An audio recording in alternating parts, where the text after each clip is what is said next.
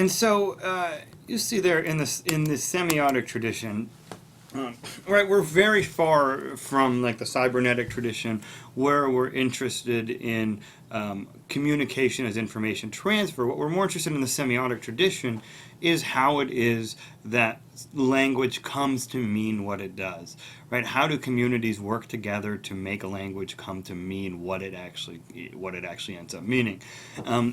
And so we have a very different view of what communication is and what communication scholarship should be doing. Now, farther into the interpretive side of things, we have the sociocultural tradition, which you'll see there, right? The use of the word cultural really indicates something to us. So what we're interested in here is the way that communication creates culture, right? Culture is kind of a lens through which we perceive reality. It gives us stories, and we're going to talk more about this in several theories later on, but it gives us a lens by which we perceive the world. The sociocultural tradition believes and takes as an assumption that communication does not reflect reality, but it creates reality. So in the cybernetic tradition, for example, you see this idea that the world is out there and we take information about the world and then we communicate about the world, right? And what we're supposed to do is our communication is supposed to accurately reflect the world. So if you remember that, kind of like along the objective lines of objective scholarship, where the goal of scholarship is to recreate or to mirror the world. Well, the sociocultural tradition says something quite different. Based on extensive studies, we argue that this tradition argues that communication doesn't reflect reality, it creates reality. It shapes the way that we think. So we can do a little activity sometimes where we ask people, have a thought without language. And it's impossible to do. We have a constant internal monologue that's always churning out language. And it literally taints the way that we see the world. There's a famous Sapir-Whorf hypothesis. Sapir and Whorf were two of the theorists who are responsible for the sociocultural tradition, where they provide the example of snow and money. Now, if I were to ask you, can you think of, tell me all the words you can think of for snow? And I do this activity in my class. And usually we get one, maybe two. Really good class, we might get three examples of what snow is, right? Different words for snow. Now, if I ask you for words for money, you could probably rattle off 20 for me, right?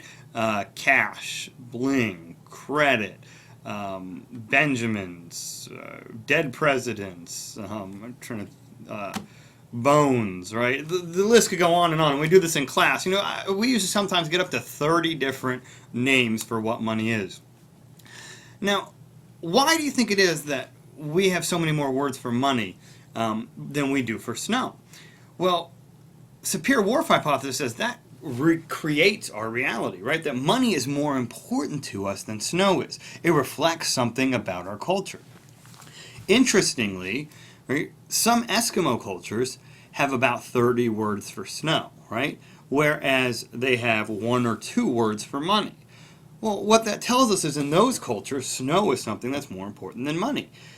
So imagine if your life was wrapped up in snow. Imagine every day you woke up and you had snow, and your job, you had to go hunt, right? You had to, make do. It makes sense to need a lot of words for snow to communicate subtleties about snow. So the same way, like we have all those different words for money, right? So if I were to, we can use them in different kinds of settings. They all mean something slightly different, right? So cash means something different than a credit default swap, for example, right? Or an annuity, which are not other words for money, right? Or Benjamins means something different than credit, right?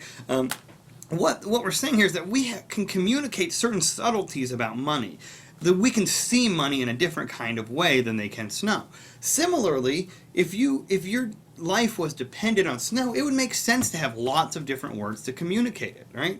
I don't know exactly the kind of things that they would communicate about snow, but right, maybe the substance of snow, how it is that you walk on it, what kind of, right? So if it's a certain kind of snow and you ask it, right, maybe you dress differently, maybe you bring different supplies with you, etc. But the difference here, or the thing is that literally, language restricts the way that we think. It's a blueprint for the way that we perceive the world. And we're going to be covering lots of theories in here that come from the sociocultural tradition, really during more the second half of the semester here. And so you'll get a good sense at seeing how these work throughout, like getting concrete examples of how these actually happen. But suffice to say that we see money different than those Eskimo cultures, and those Eskimo cultures see snow different than we do here.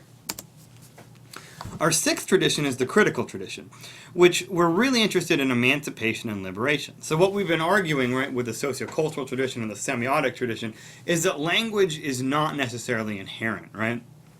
There are different ways, right? Different cultures construct the language differently. Different people see language in different kind of ways. And the critical tradition asks who are the winners and the losers. It says that language is not neutral. It is not value-free. Instead, it can be used to exploit people. Some people win out of certain kind of language formations, and other people lose. The critical tradition is interested in parsing out who wins and loses through certain kind of language constructions. You might think like critical race theory come out of this, right? Or feminist tradition comes out of the critical tradition. How might we look at language in a way and see that it might privilege one group, one gender over another is what we'd be interested in the critical tradition. And so what we're interested in is questions of power. Who has the resources to write the rules of language, and who's at the mercy of who when it comes to that? Our last tradition, and you'll notice this is as interpretive as we can get, is that the phenomenological tradition. The phenomenological tradition is primarily concerned with how people live their lives.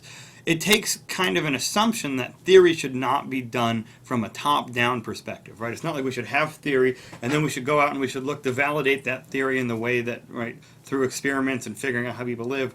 No, the phenomenological tradition proposes a kind of bottom-up approach, which is we shouldn't impose theory on people, but instead we listen to how people narrate their own experiences, and we look for broad overarching rules, right? So you're interested in people's stories, their own narrations, how they understand their perception of reality. And by doing that, what we have is the ability to not impose a certain lens on people, but to let that lens emerge from the way that people actually understand their own life. So, and you'll see, right, we're so far there from like this idea of generalizability that we want in the objective theory. All right, this is as far in the interpretive side as a person can get. But all right, well, that concludes our lecture on the communication traditions. Next time we're together, we're actually going to start talking about different theories. So good luck, and I will talk to you all soon.